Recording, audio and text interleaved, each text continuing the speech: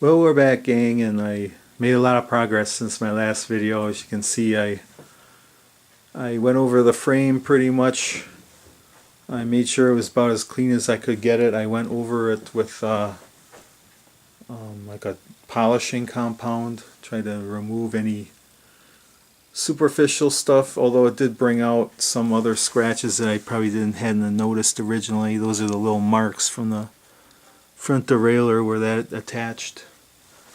And you got a little bit of marks there. I'm just going to leave that because you won't really see it anyway when I reattach the crank. Kind of shined around here.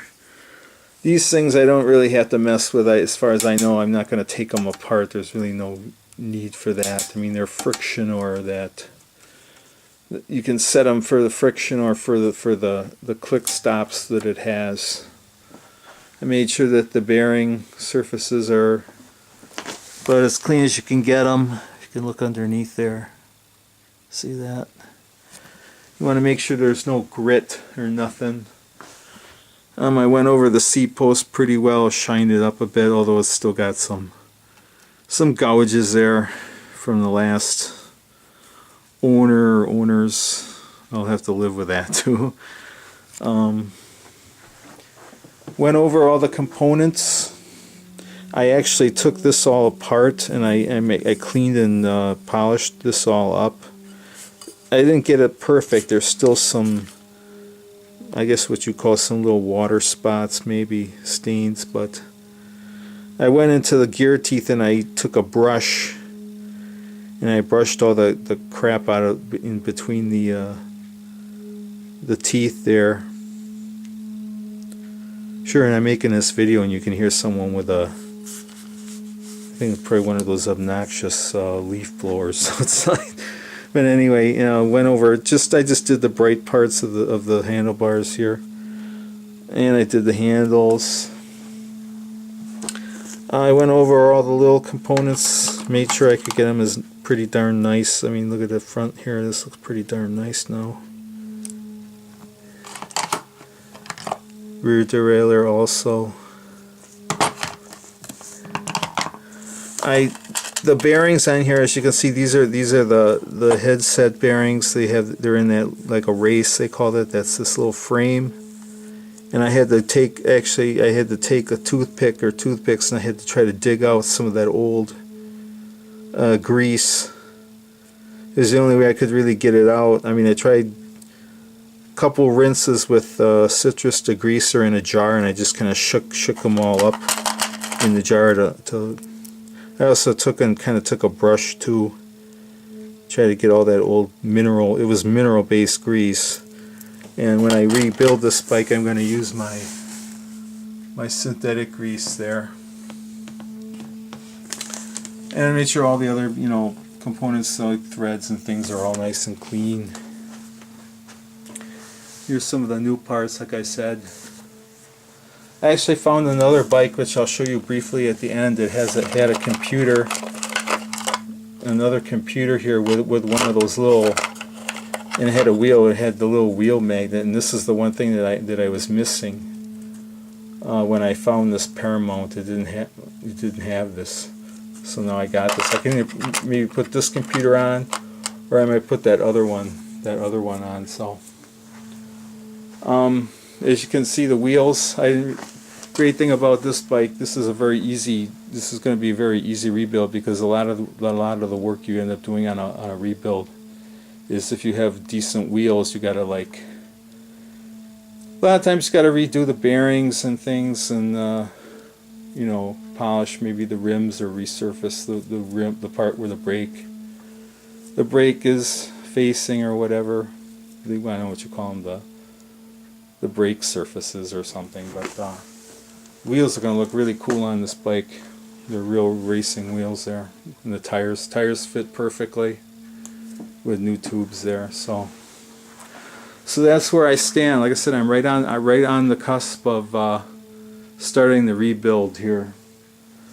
So I'm going to show you real briefly. I also completely took apart that other bike that I briefly showed, the mountain bike, but I also found another thrift store find. So the finds just keep on coming.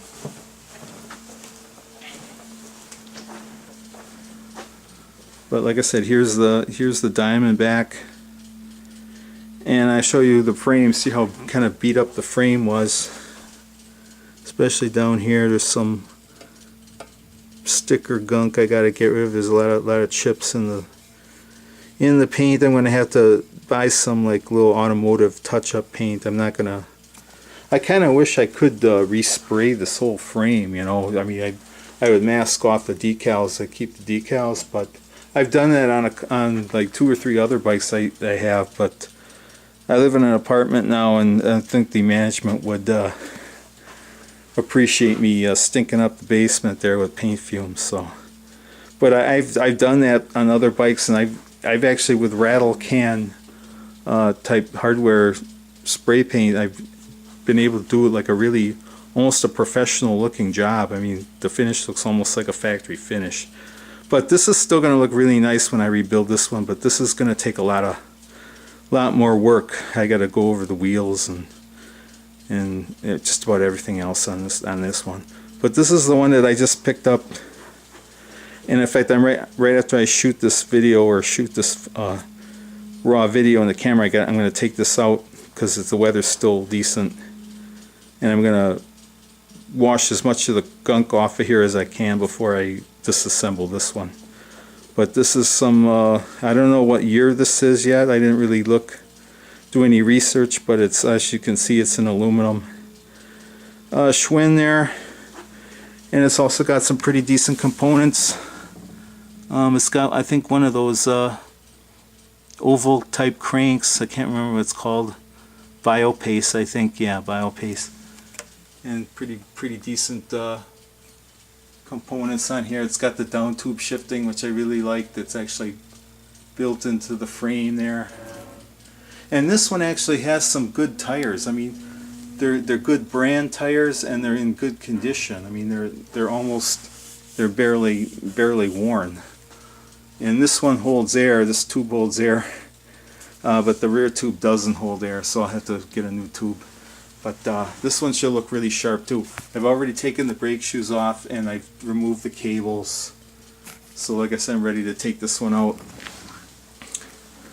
And I paid $40 for this one. So I wish this seat is not, well, it's not a great seat, but it's, as you can see, it's got some issues, and I'll probably throw it out, throw the seat out. But still another cool find. This one is kind of small for me. I mean, I could ride this one, but I'm thinking more of trying to sell this one right away, because it's only going to take a minimum of things that I actually have to buy for this bike to make it look really sharp and ride great. This would be a great bike for a female rider, or maybe a shorter male rider.